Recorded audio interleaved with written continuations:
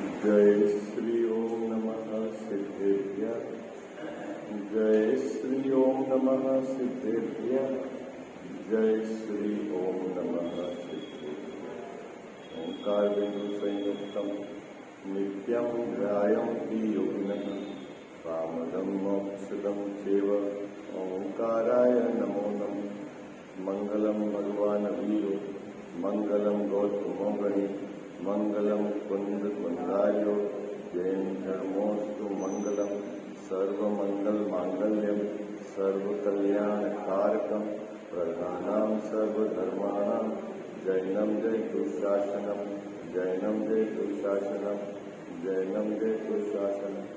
इस भवतरु कामोदिक जानहु मिथ्या ताको कर निर्मूल अब करिए मोक्ष उपाय करिए मोक्ष।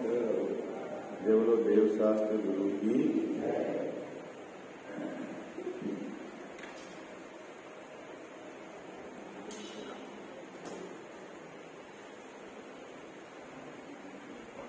मिथ्याभाषी मिथ्या दृष्टि का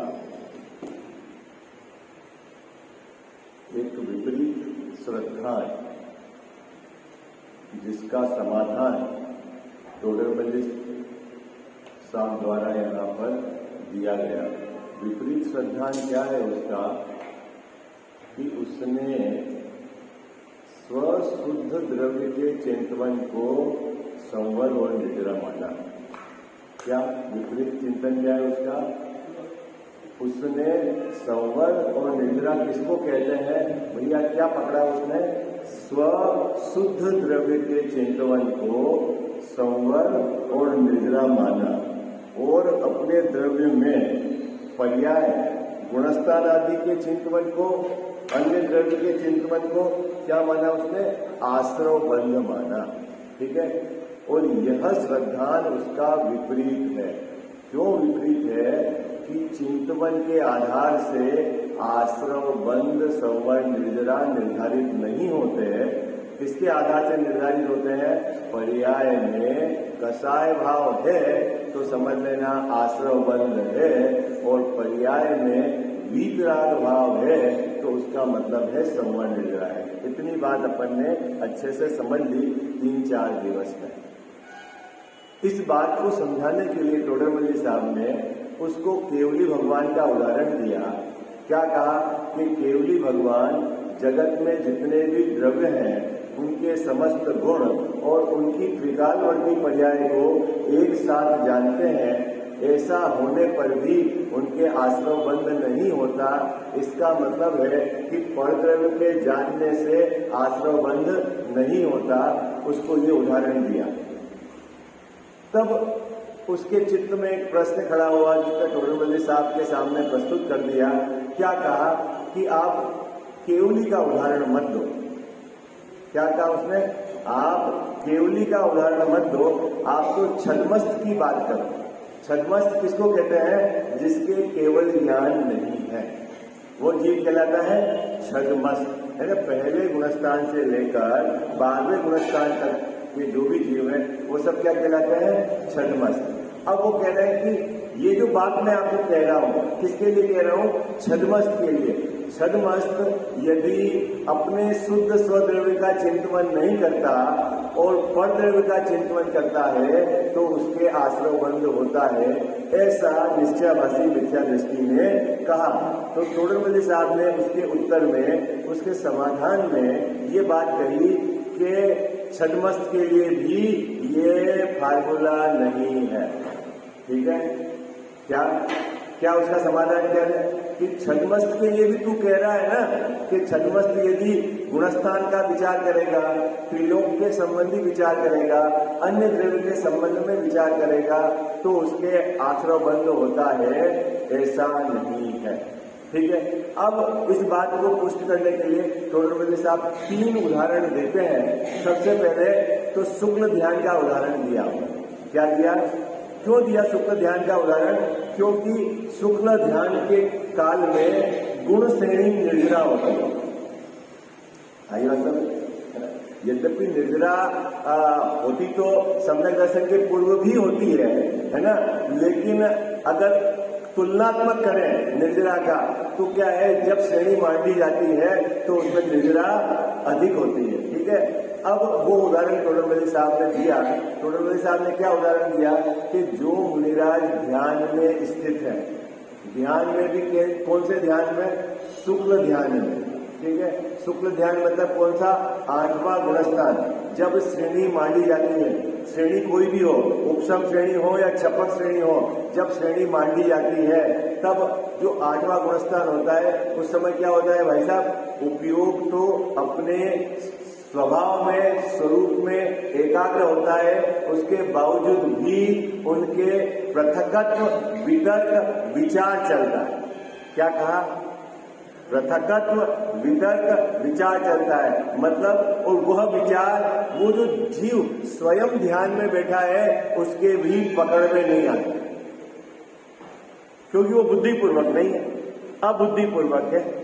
बात पकड़ में आई, वो बुद्धिपूर्वक नहीं है तो किसके पकड़ में आता है कि बोले केवली भगवान, है ना। अपन ने रत्नकर्ण सावकाचार्य जी में जब ये शुक्ल ध्यान का विषय यहाँ करा था स्वाध्याय, तब सदाशिवदास जी पंडित साहब ने क्या लिखा था कि इसके शुक्ल ध्यान के एक भी भाव हमको साक्षात नहीं है।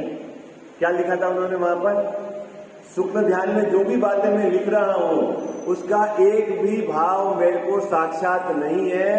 केवली भगवान ने जैसा बताया, गंधर्व महाराज ने जैसा बताया, आचार्य भगवंतों की परंपरा से जो बात है वो मैं लिख रहा। इसका मतलब है केवली भगवान के पकड़ में आ रहा है। क्या पकड़ में आ रहा है बाबूजी, कि जब जो जीव श्रेणी चढ़ रहा है उसके भी द्रव्य के संबंध में चिंतन चेंज हो रहा है, गुण के संबंध में भी चेंज हो रहा है और पर्याय के संबंध में भी चेंज हो रहा है ना। मन योग, वचन योग और काय योग, उसकी भी संक्रांति होती है। कब, पृथकत्व, वितर्क, विचार में। इतना आपने को समझना। अब इतनी कठिन बात आपको यदि समझ में नहीं आए तो आपको इतनी बात भावभाषण हो जानी चाहिए इस पंक्ति से कि शुक्ल ध्यान के काल में भी जो जीव श्रेणी चढ़ रहा है उसके भी नाना द्रव्य के संबंध में, अनेक गुणों के संबंध में और पर्याय के संबंध में विचार चलता है। इतनी बात आपको समझनी है ना। कितनी बात समझनी है, इतनी समझ लेनी। अभी ये पृथकत्व, वितर्क कौन से गुणस्थान में, अभी क्या अभी लोड लेना नहीं, उम्र तो हो गई, जब उम्र थी पढ़ने की तब तो अपन ने स्वाध्याय नहीं किया। अब पंचम काल में 70-80 साल की उम्र में अब आप कहाँ, ऐसा नहीं कि नहीं मार सकते हो, अपने पास बहुत उदाहरण है। किसके उदाहरण बोलो, जयचंद जी छाबड़ा साहब की बहुत बाद में रुचि लगी, है ना, समझदार जी जिन्होंने टीका करी, और फिर जो रुचि लगी जैन साहब कितने, और फिर उस समय विशिष्ट विद्वानों में उनका नाम था छाबड़ा जी। चलो खैर, अभी ये बात हो गई। क्या बात हो गई भैया, पहला उदाहरण क्या हो गया, बोलो भाई जल्दी जल्दी बोलो। शुक्ल ध्यान में जो मुनिराज हैं उनके भी स्वद्रव्य, परद्रव्य, गुण में अनेक गुणों का और पर्यायों का चिंतन चलता है और उनके आश्रय बंद नहीं है, वहां गुण श्रेणी निर्जरा है। ये उदाहरण टोडरमल साहब ने उसको निश्चयवासी मिथ्या दृष्टि को कहा। वो पूछ रहा था ना छदमस्त के बताओ, तो वो छदमस्त है। 8वें गुणस्थान से 12वें गुणस्थान के बीच जो मुनिराज है वो छदमस्त है और उनके विचार भी चेंज हो रहे हैं और गुण श्रेणी निर्जरा है। इसका मतलब है चिंतन के आधार से आश्रय बंध नहीं। इतनी बात आपको पक्की हो गई, ठीक है। कल अपन ने जो बात करी थी थोड़ी सी लेशिया की करी थी, है ना, लेशिया की करी थी और उसमें मैं आपको बताना समय पूरा हो गया था तो बता नहीं पाया था। 4 प्रकार की लेशिया है। पहले तो लेशिया की परिभाषा बोलो जो कल अपन ने पढ़ी थी, बोलो भाई जल्दी जल्दी, आज पता है, बोलो भाई कौन बोलेगा, महिला वर्ग से, पुरुष वर्ग से मत बोलो, महिला वर्ग से ना ना ना,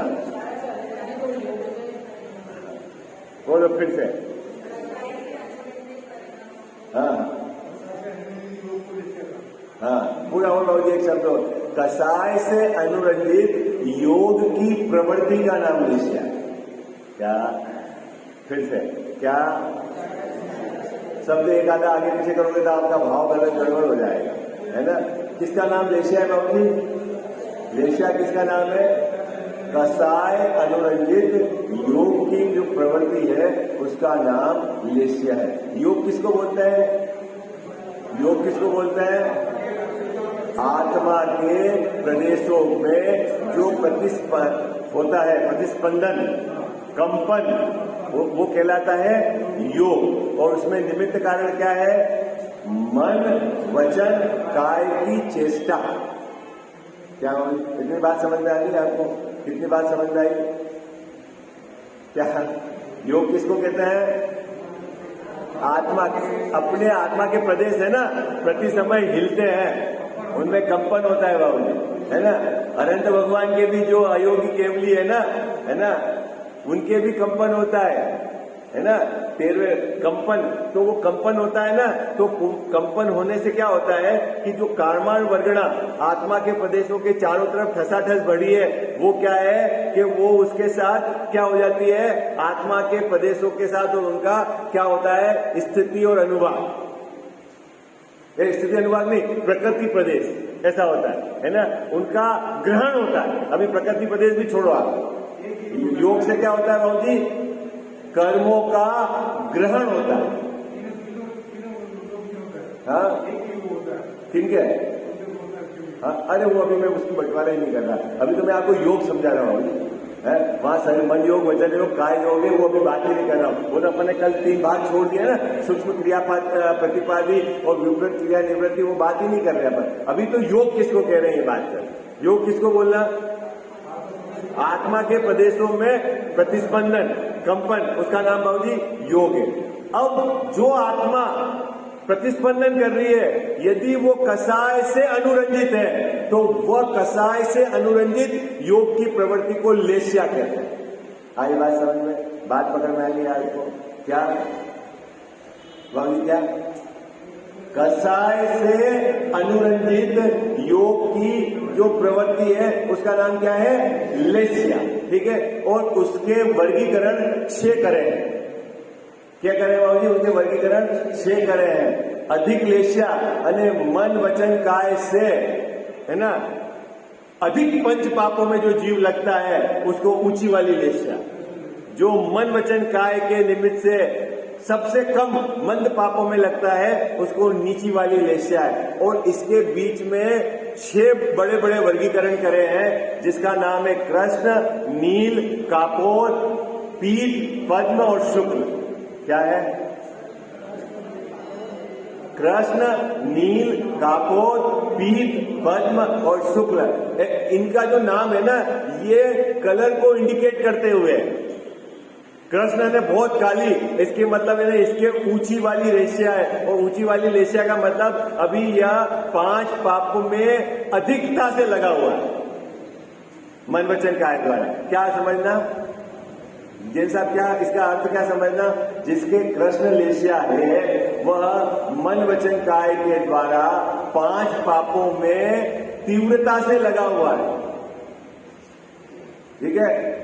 और जो शुक्ल लेस्या वाला है उसके कि वो बुद्धि पूर्वक मन, वचन, काय के द्वारा से 5 पापों में नहीं लगा हुआ है, उसके शुक्ल लेस्या, ठीक है। इतनी बात समझ में आई? मोटा मोटी ये तो बहुत बड़ा प्रकरण है, 2-4 दिन का। अभी आप इतनी बात। अभी कल अपन ने जो बंटवारा करा था 72, वो आप बताओगे कैसे बंटवारा करा अपन ने 72 प्रकार की लेस्या का? बोलो, कौन बताएगा महिला वर्ग में से?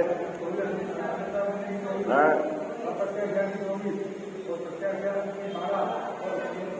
ठीक है। कैसे हुआ ये याद है ना आपको? अनंतानुबंधी लेस्या किसको बोलते हैं?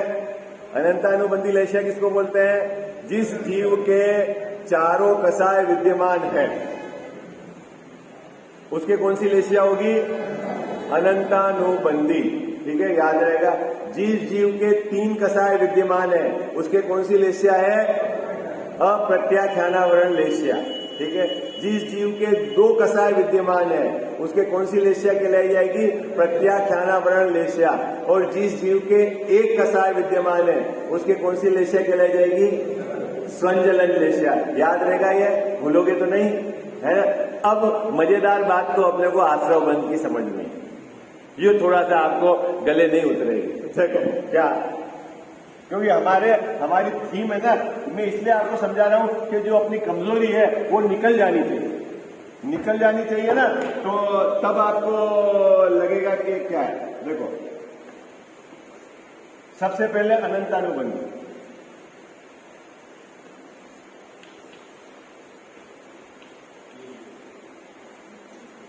इसकी 6 लेशियां हो सकती है।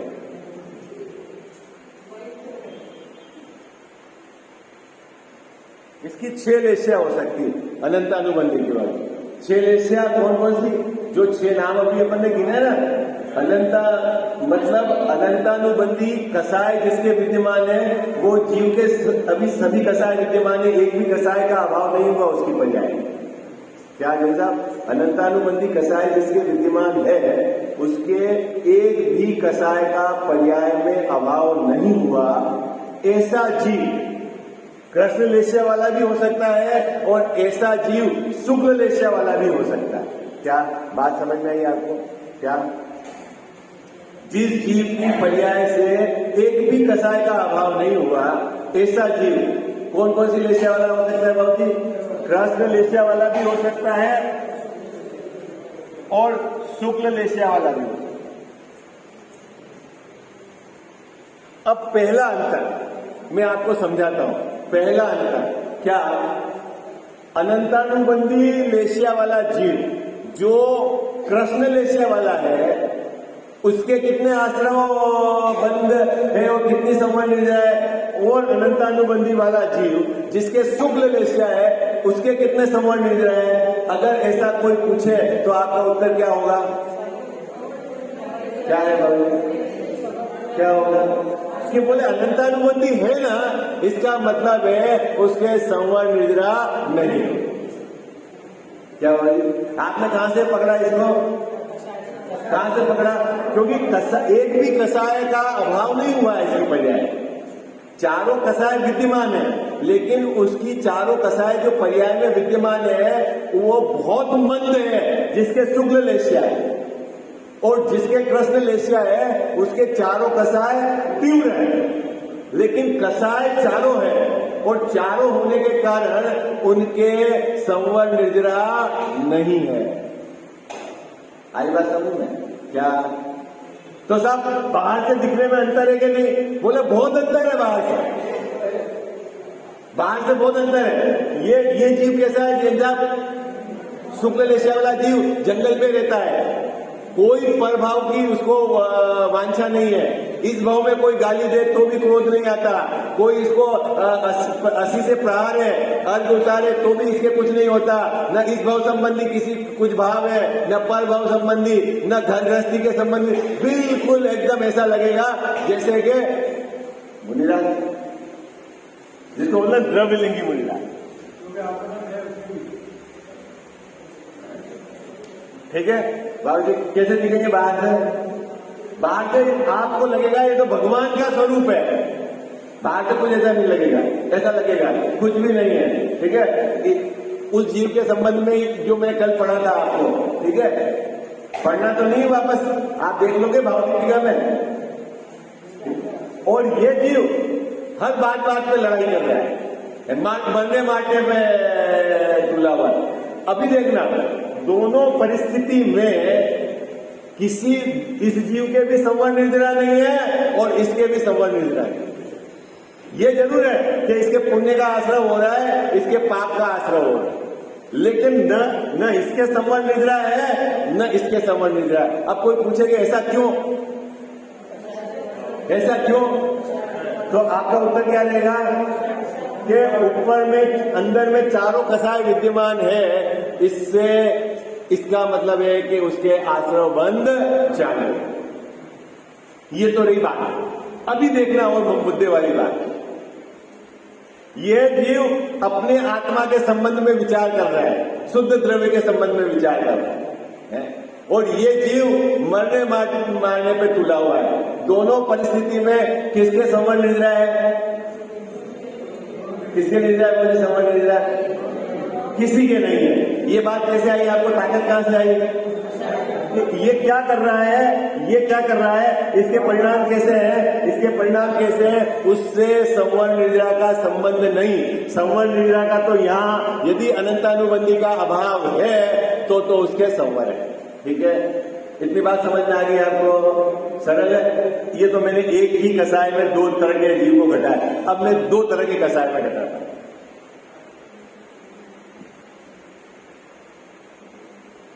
अनंतानुबंधी लेशियावान, इसके तो है शुक्ल लेशिया,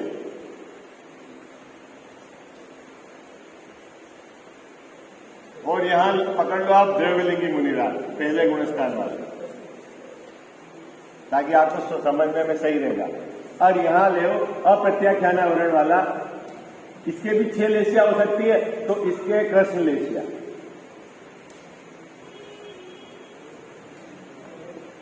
क्या है बाबूजी? अप्रत्याख्यानावरण मतलब सम्यक दृष्टि है, लेकिन चला युद्ध के लिए, कोई भी राजा मेरी बात नहीं मानेगा, उसको हम मार देंगे। भाव कैसे है उसके? क्या? जहां जहां जमीन है सब मेरा अधिकार होना चाहिए।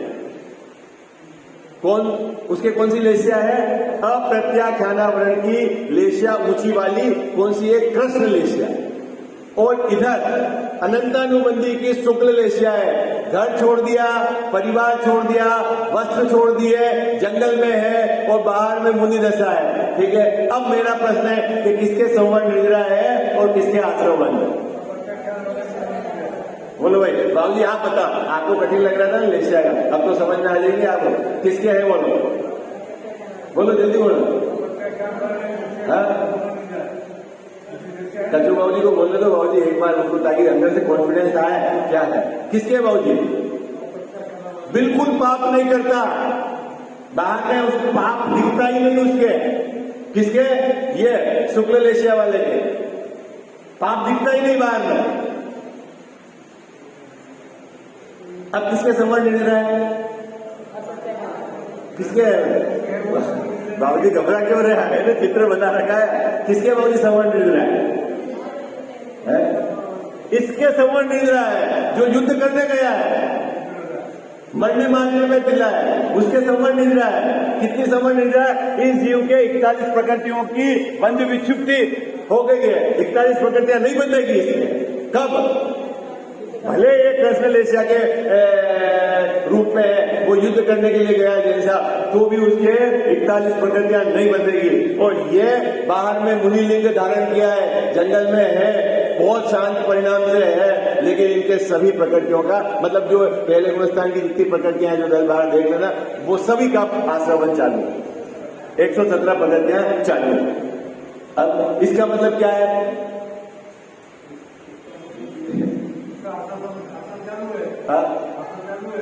इसका मतलब समझ में आ गया आपको कि पर्याय में कसाय विद्यमान है।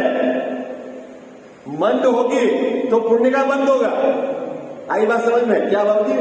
मंद होगी तो पुण्य का बंद। ये जीव कृष्ण लेशिया वाला, ये जीव ग्रेवे तक नहीं जाएगा, ये जीव ग्रेवे तक जाएगा अगर इस समय बंद हो रहा हो तो। लेकिन यदि पूछे कि इनके कोई निद्रा है, बोले नहीं। इनके? बोले है।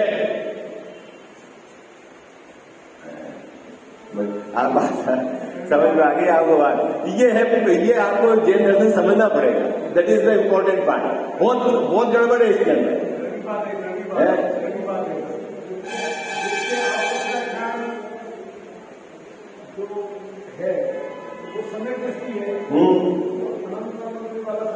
नहीं है, लेकिन इसके बाहर में पाप दिखते हैं तीव्रता से, और इनके बिल्कुल पाप नहीं दिखते। अब आश्रम बंद किसके है भाई? आप और मैं आपको बोलूं, बाहर में पाप में प्रवृत्ति के आधार से आश्रम बंद का संबंध ही नहीं है। क्या? यद्यपि जैन दर्शन में पाप से बचने का उद्देश्य भी है और पाप से बचने का कहा भी है, लेकिन अभी बात चल रही किससे? संवर्ण निद्रा और आश्रवबंध का संबंध किससे है? कि पर्याय में कसाय का अभाव होगा, उसके आधार से संवर्ण निद्रा है और आश्रवबंध। कितने लोगों को समझ में आ गए? कितने लोग? अब अपनी अपनी ताकत कहाँ लगती है साहब? पूरी ताकत कहाँ लगती है? पापों से बचना ही है अपने को, वो बचना ही चाहिए। लेकिन क्या है साहब, पापों से बचते हुए परिणाम को ये जीव ये मानकर बैठा है कि मैं इतने पापों से बच गया तो मेरे संवरण निद्रा है, ये मिथ्या है। बोलो, हाँ? अपन पानी छान के पीते हैं तो बोलो अपन धर्मात्मा है कि पापी है? बोलो भाई, जल्दी बोलो। नहीं, आप मानते क्या हो? यहाँ अभी गिरवाड़ी के सामने मानते क्या हो? मानते क्या हो? हमने जीवों की रक्षा कर दी, 10 जीवों की डबल वर्ड के गले से पानी छाना है, अंतर्मूलक के अंदर पी रहे हैं, उसके बाद रक्षा कर दी। अच्छे भाव है आपने, और जेली के ये लक्षण होने ही चाहिए, इतनी सब बातें हैं। लेकिन कोई पानी छानकर पीते हुए ये माने कि मेरे को मोक्ष है और मेरे को संवरण निद्रा है, वो धोखे में। आई बात सर? क्यों क्यों मुद्दा क्यों? कि भाई संवरण निद्रा का संबंध कसाय के अभाव से है। क्या गिंजा? किसका? संवरण निद्रा का संबंध कसाय के अभाव से। जो तिर्यंज गति का जीव पंचम गुणस्थान में हाथी है, वो क्या पानी छान रहा है? छान रहा है कि नहीं छान रहा है? नहीं छान रहा है, ठीक है। और उसके संवरण निद्रा है कि नहीं है? और आप पानी छान रहे हो, मर्यादा का भोजन कर रहे हो, और आपके क्या बाबू जी? तो साहब बंद कर देंगे तो बहुत बढ़िया बात बताइए। डरकों में डंडे पड़ेंगे। ये तो मैं आपको समझाने के लिए बता रहा हूँ। भैया पाप में प्रवृत्ति लगेगी तो उदय किसका आएगा बाबूजी? पाप का आएगा। और जब पाप का उदय आएगा ना तो आपको होश आवास नहीं रहेगा। आई बात समझ में? इस जीव को पाप से तो बचना ही है, लेकिन इतनी बात ध्यान रखना कि पाप से बचने वाले परिणाम का नाम धर्म नहीं है। क्या? किसका नाम धर्म है? कसाय के अभाव, उसका नाम धर्म है। पूरी ताकत क्या लगानी है हमने को बाबूजी? कसाय को बैठने के लिए लगानी। अब समझ में आ गया आपको लेशिया वाला? अब इसमें बहुत सारे आप मैनिपुलेशन कर सकते हो, घर पे चार्ट बनाना, ये आपको आइडिया लगेगा कि क्या है। ठीक है, चलो अब अपन आगे चलते हैं। चारों तरफ की लेशिया घटानी। अब आप नीचे चले जाओ, संजलन की। संजलन में भी 3 प्रकार की लेशिया होती है ना? पीत, पद्म, शुक्ल। अब संजलन कसाय में जिसके पीत की लेशिया है ऐसे मुनिराज, और एक संजलन कसाय में जिनके शुक्ल की लेशिया है ऐसे मुनिराज। अब दोनों परिस्थिति में किसके संवरण निद्रा ज्यादा है, किसके आश्रम बंद है? बोले सेम है। क्या बोले? सेम है। क्यों? कि 3 चौकड़ी कसाय का अभाव है। जो 7वें गुणस्थान के मुनिराज हैं और जो 6वें गुणस्थान में है, दोनों के क्या बाबूजी? 3 चौकड़ी के कसाय का अभाव है। तो दोनों परिस्थिति में क्या आश्रम संवरण निद्रा की क्या? 3 चौकड़ी कसाय के अभाव में इतना उनको संवरण निद्रा है, और 1 चौकड़ी कसाय का सद्भाव है, उतना आश्रम बंद है। बाहर की एक्टिविटी से कोई बिहार के लिए निकल रहा हो, या कोई आहार के लिए निकल रहा हो, कोई ग्रंथ लिख रहा हो, कोई दीक्षा दे रहा हो, उससे कोई बाहर की एक्टिविटी से फर्क नहीं पड़ता। लेशिया से कर्म बंध में फर्क पड़ता है। जो देखो 41 प्रकृतियां तो यहाँ नहीं बंध रही है इस जीव के, ठीक है, लेकिन जो बंध रही है, अगर इसकी शुक्ल लेशिया होगी तो उसमें तीव्र बंध होगा। बात पकड़ में आ रही है आपको? होगा ही ना तीव्र बंध, कृष्ण लेशिया है तो। बात पकड़ में आई है आपको? क्या कहा मैंने? जैसे इनके कृष्ण, एक अप्रत्याख्यान वर्ण वाला कृष्ण लेशिया वाला है, और एक अप्रत्याख्यान वर्ण वाला शुक्ल लेशिया वाला है, तो दोनों के 41 प्रकृतियों का तो बंध नहीं होगा, लेकिन जिन प्रकृतियों का बंध होगा उसमें कृष्ण लेशिया वाले के तीव्र बंध होगा और उसके बंद बंद होगा। इतना तो अंतर है, ऐसा ही मत समझना है कोई अंतर नहीं है। हाँ हाँ हाँ, बंद है, लेकिन ये अंतर है। इसमें पापों से बचना वो भी अनिवार्य है, लेकिन अभी अपनी थीम क्या चल रही है? संवरण निद्रा आश्रम बंध का संबंध किससे? आई बात समझ में? अभी मुद्दा ये है ना? आप लोग मेहनत करते हो कि नहीं घर में, कि बस यहाँ आते हो, उसके बाद घर पे जाके आधा 1 घंटा तो स्वाध्याय करो आप। है समझ नहीं बाबूजी? किस किस के पास टाइम नहीं है बोलो भाई? सबके पास 24 घंटे है कि नहीं है बोलो? हाँ, रस जिसका रस होगा उधर ही भागेगा। चलो आगे देखो, पहला उदाहरण क्या दिया अपन ने, कल पढ़ लिया था, मैं वापस दोहरा देता हूं फिर आगे पढ़ेंगे। क्योंकि शुक्ल ध्यान में भी, पेज नंबर 222, पैराग्राफ आपके पास है ना, सब निकाल के रखना। क्योंकि शुक्ल ध्यान में भी मुनियों को 6 द्रव्यों के द्रव्य गुण पर्यायों का चिंतन होने का निरूपण किया है। देखो टोडरमल साहब ने कितनी सुंदर बात लिखी, निरूपण किया है। क्योंकि तो ये भाव मेरे भी पकड़ में नहीं आ रहे, लेकिन केवली भगवान के ज्ञान में आए हैं। क्या है कि जो शुक्ल ध्यान में है उनके भी क्या क्या चेंज हो रहा है, द्रव्य गुण पर्याय का चिंतन होता है। कैसा? पृथकत्व, भिन्न भिन्न द्रव्य का, भिन्न भिन्न गुण के, भिन्न भिन्न पर्याय का चिंतन होता है और उसके गुण श्रेणी निर्जरा है। पहला उदाहरण तो ये दिया जिसके अपन ने कल चर्चा की। अब आगे, अवधि, मना, पर्य आदि में परद्रव्य को जानने की ही विशेषता होती है। क्या मन परिज्ञान किसको बोलते हैं बोलो भाई? क्या बोले? मन परिज्ञान किसको बोलते हैं? हाँ पूरा बोलो ना भाई, मजा आए।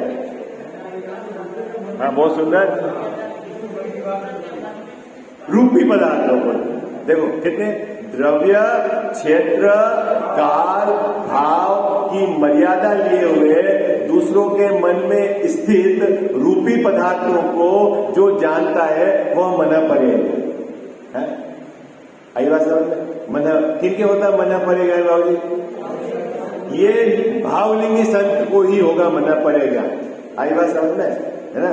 जो 6ठे 7वें गुणस्थान में झूलते मुनिराज, 3 के 3 चौकड़ी कसाई का अभाव है उनके, तो मन परिज्ञान में क्या जानेंगे? जैन साहब जो ऐसे भावलिंगी संत जब अगर मन पर्य ज्ञान से जाने तो क्या जानेंगे, ये बताओ क्या जानेंगे? बाबू जी कोई मन पर्य ज्ञान से जाने तो क्या जानेंगे मुनिराज? के सामने वाले के मन में स्थित रूपी पदार्थ उसके बारे में जानेंगे। तो क्या उनको आश्रय बंद होगा? क्यों? वो तो परद्रव्य को और परद्रव्य में भी पुद्गल को जान रहे है। तो यहां टोडरमल साहब ने इसलिए ये उदाहरण दिया कि मन परिज्ञानधारी मुनिराज के यदि तू परद्रव्य के जानने को आश्रय बंद कहेगा तो फिर उनके भी आश्रय बंद मानना पड़ेगा, क्योंकि वो तो सामने वाले के मन में स्थित और वो भी रूपी पदार्थों को जान रहे हैं, तो फिर उनके उस काल में आश्रय मानना पड़ेगा। और जबकि उनके तो 3 चौकड़ी कसाए गए हवाओं में सवर्ण निद्रा है। बात पकड़ में आ गई? आपको समझ में आ गई? वो उत्तर देखो, उसके प्रश्न का उत्तर है। क्या कह रहे? अवधि में भी ये लगा लेना है ना, वो भी मर्यादा है और जानने का। ठीक है, चलो आगे। तथा चौथे गुणस्थान में कोई अपने स्वरूप का चिंतन करता है। क्या कह रहे हो बाबू जी? टोडरमल साहब ने भी बहुत सुंदर बात रखी। किसका? चौथे गुणस्थान वाला। चौथे गुणस्थान वाला मतलब ये यहाँ जिसके अप्रत्याख्यान रिलेशन सम्यक दृष्टि क्या करता है? अपने स्वरूप का चिंतन करता है। मम स्वरूप है सिद्ध समान, ऐसा बैठकर विचार करता है। भाई साहब क्या? चौथे गुणस्थान वाला अवृत्ति सम्यक दृष्टि बैठा हुआ है मंदिर में, एकांत में जाकर सामायिक कर रहा है। ठीक है। और 6ठे 7वें गुणस्थान वाले मुनिराज जंगल से निकले आहार के लिए। क्या? जैन साहब 2 बातें हो गई। चौथे गुणस्थान में जो जीव है वो कहां बैठा हुआ है? सामायिक के लिए, एकांत जगह में जाकर और अपने स्वरूप का चिंतन कर रहा है। और 6ठे 7वें गुणस्थान में जो झूलते मुनिराज है वह वन से गांव के लिए निकले हैं, गाय के लिए, आहार के लिए। उनका उपयोग कहाँ लगा हुआ है? विहार में और आहार में। ठीक है। अब मेरा प्रश्न है कि किसके सवर्ण निद्रा ज्यादा है और किसके आश्रय बंद, किसके कर्म का बंध ज्यादा हो रहा है? ये बताओ आप। सवर्ण निद्रा छोड़ो, किसके? बोलो भाई किसके? बाबू जी किसके ज्यादा हो रहा है? अब उसके आश्रम बन जाता है।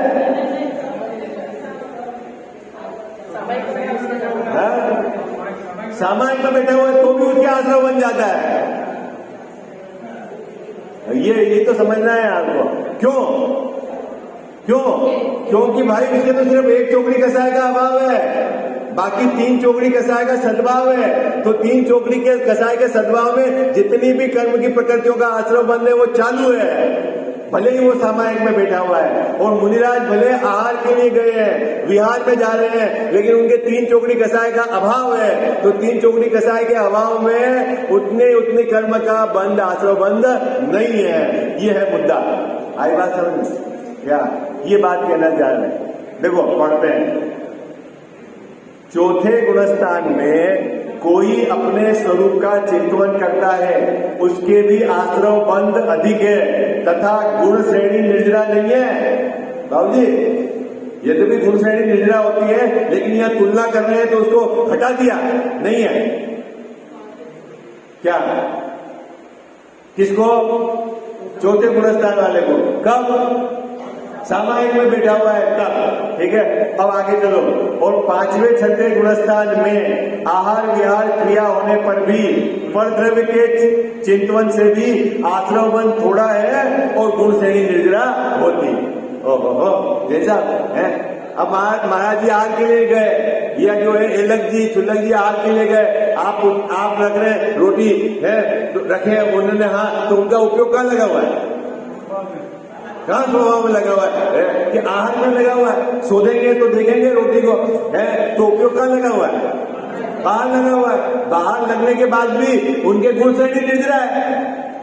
और एक जो चौथे गुणस्थान वाला सामायिक में बैठा हुआ है, उसके गुण श्रेणी निर्जरा नहीं है। क्यों? भैया तेरे तो एक कसाय का अभी अभाव हुआ है और वहां 2 कसाय का अभाव है, और मुनिराज के 3 कसाय का अभाव है। जिसके जितने कसाय का अभाव है उतनी उनके संवर निर्जरा। क्या विचार कर रहे हैं उससे उसका कोई संबंध नहीं। बात पकड़ में आ गई आपको? अब इसका सार लिख रहे हैं टोटल साहब 3 उदाहरण। कितने जबरदस्त उदाहरण दिए। जैसा किन का दिया? शुक्लेशिया का दिया, अवधि मनपर ज्ञान का दिया, और चौथे गुणस्थान और 5वें 6ठे गुणस्थान के बीच में उपयोग अलग अलग जगह लगा हुआ है, उसको घटाकर टोटल साहब ने बताया कि क्या है। ठीक है, अब तो पक्का हो गया ना आप सबके? क्या पक्का हो गया ये बताओ मेरे को, फिर अपन आगे बढ़े। क्या पक्का हो गया? हाँ, संवर निर्जरा का संबंध कसाय के अभाव से है। उपयोग कहाँ लग रहा है उससे कोई लेना देना नहीं। किस चीज का चिंतन हो रहा है उससे कोई लेना देना नहीं। इतना तो याद रहेगा आपको। हाँ, गड़बड़ तो नहीं होगी। हाँ, अपन लोग है ना, जैसा थोड़ी अच्छी सी पूजा हो जाती है, आज अच्छा सा भाव लग जाता है तो अपने को लग जाता है अरे आज तो अपने निर्जरा है। नहीं, ऐसा नहीं होता। धर्म हो गया ना बाबू जी। ऐसा ही होता है भाई साहब? क्या मानते हैं अंदर में? है? धर्म का संबंध किससे बाबू जी? कसाय के अभाव से। तो आप है ना, ये मैं बार बार इसलिए आपको बोल रहा हूं, वो चाशनी में अटक जाता है इसे, थोड़ी सी बाहर की क्रिया कर लेता है?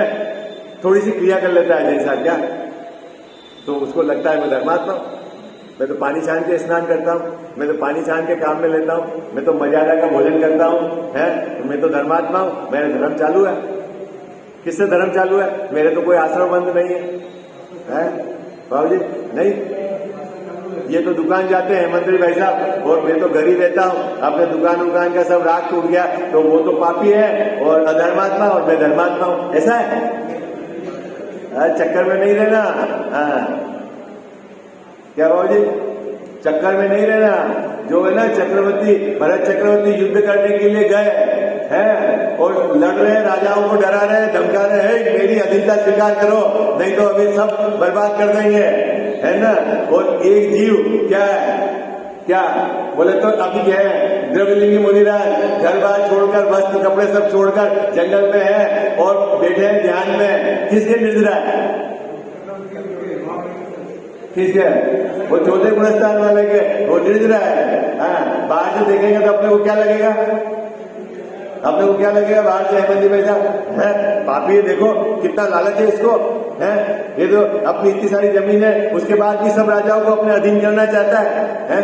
थोड़ी ताकत क्या आ गई अभी शरीर की, डराना चाहता है। क्या मानेंगे जैसा है? अरे भैया, आप अंदर से देखो कसाय का, है ना, कितने कसाय अंश में अभाव हुआ है, उससे धर्म का संबंध है। ठीक है, तो अपन को देखना भी गड़बड़ नहीं और अपने केस में भी गड़बड़ नहीं मानना। क्या क्या देखना भी गड़बड़ नहीं और अपने केस में भी गड़बड़ नहीं मानना। ये फार्मूला बराबर याद रखना। जब तक कसाय का अभाव पर्याय में नहीं है, तब तक पर्याय में धर्म प्रकट नहीं है। आई बात से आओ चलो आगे। इसीलिए देखो, अब सार गर्भित बात लिखी टोटल एग्जाम में। इसीलिए स्वद्रव्य और परद्रव्य के चिंतवन से निर्जरा बंद नहीं होते, रागादिक घटने से निर्जरा है। क्या जैसा क्या स्वद्रव्य और परद्रव्य के चिंतवन से निर्जरा नहीं है, रागादिक घटने से निर्जरा है। और अभी मैं यहाँ लेस्या के प्रकरण में घटाऊं तो पाप में किस रूप से तेरी प्रवृत्ति है, उसके आधार से निर्जरा का संबंध संवर का नहीं है। तेरे कसाय रागादिक कितनी घटी है, उसके आधार से। टोटल साहब ने बोला, लिखा था 5वें अधिकार में, ये पाप से दूर हटना ये जैन धर्म का मुख्य अंग नहीं है। जैन धर्म का अंग तो है बाबूजी, लेकिन मुख्य अंग नहीं है। तो मुख्य अंग का क्या है? कसाय को मिटाना। ये आप बिल्कुल चित्त में बैठ गए। अपनी ताकत क्या लगती है? अपनी ताकत क्या लगती है? पाप से अपन हट गए तो अपन को मान लेते हैं धर्मात्मा। हटना है वो भी एक अंग है। 5 पापों से बचने की बात भी कही है। एक देश बचने वाले को वृत्ति कहा है ना, और सर्वदेश बचने वाले को महाव्रति कहा है, और उसको उसमें लिया है अनुव्रत में और महाव्रत में। लेकिन धर्म, असली धर्म कहां से चलेगा बाबूजी? कसाय के अभाव का नाम धर्म है। बात पकड़ में आ गई आपको? कसाय और पाप दोनों एक दूसरे के पूरक नहीं है क्या? काम है कसाय और पाप पूरक मतलब बोले ये घटेगी तो ये घटेगी, ऐसा कुछ है क्या? कसाय होने से पाप होता नहीं, कसाय करेंगे तो पाप भी होगा। देखो कसाय मतलब क्या है? कसाय के अंदर तीव्रता मंदता का वेरिएशन होता है। आई बात समझ में? तीव्रता मंदता का वेरिएशन होता है। तीव्र कसाय वाला जीव पाप में लगा हुआ है, मंद कसाय वाला जीव पाप से हटा हुआ है। ठीक है, 2 परिस्थिति होगी कसाय में। देखो मैं एक बात, बहुत सुंदर बात आपसे पूछी, मैं बता देता हूं।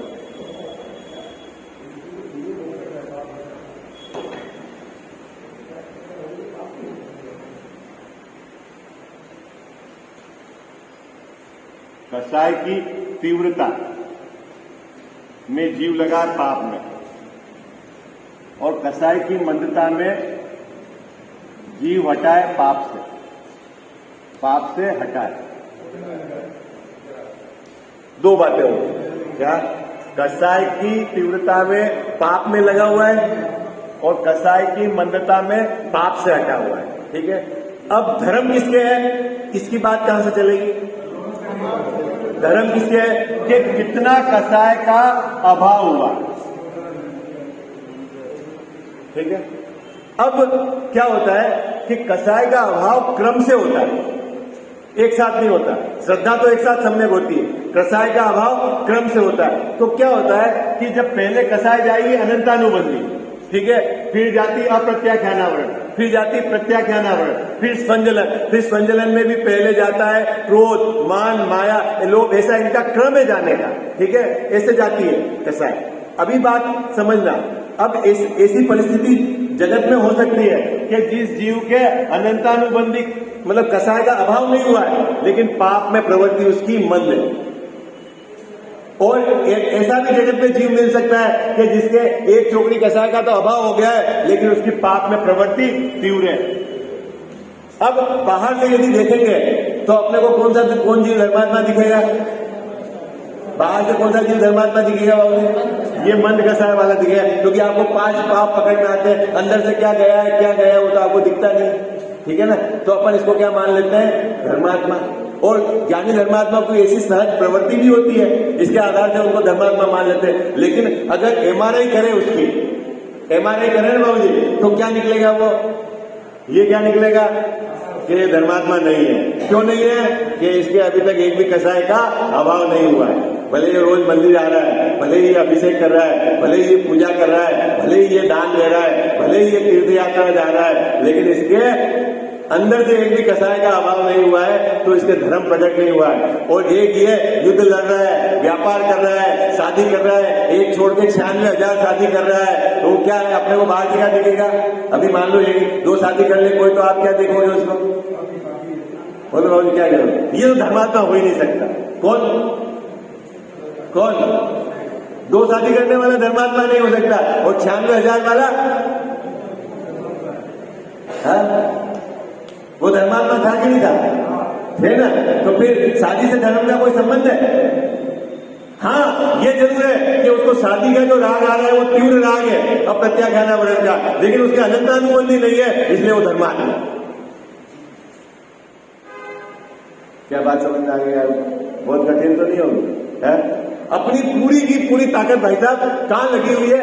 यही डोल रहे हैं, बस कसाय बंद हो जाए जैसे मैंने बहुत बड़ा काम कर लिया। अरे भाई, अभी आपने भाव परावर्तन का केस सुना है कि नहीं सुना? क्या बाबू जी भाव परावर्तन क्या है?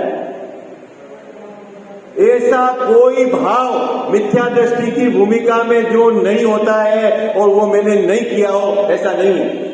आई बात समझ में? क्या? हाँ,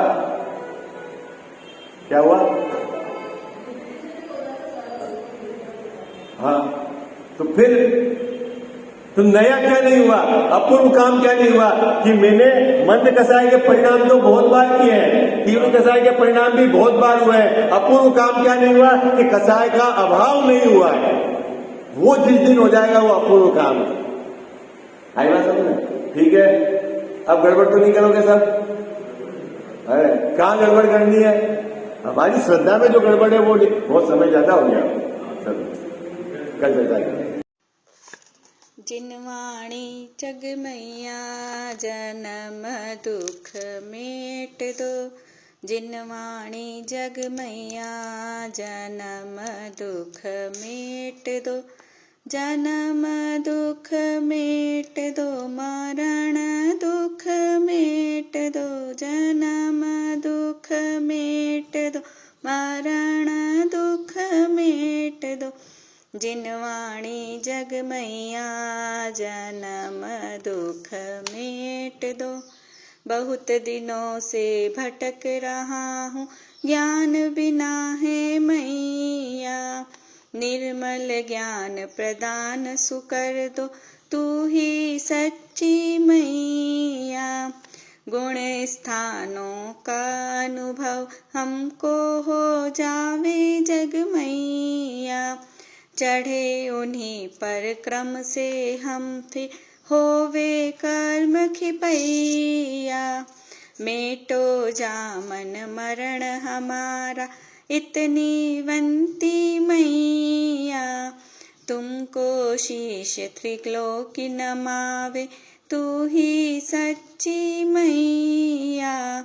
वस्तु एक अनेक रूप है, अनुभव सबका न्यारा, हर विवाद का हल हो सकता साधवाद के द्वारा, जिनवाणी जग मैया जन्म दुख मेट दो, जन्म दुख मेट दो, मरण दुख मेट दो। जावाणी के ज्ञान ते सूझे लोकालोक, सोवाणी मस्तक चढ़ो सदा देत हूँ धोख,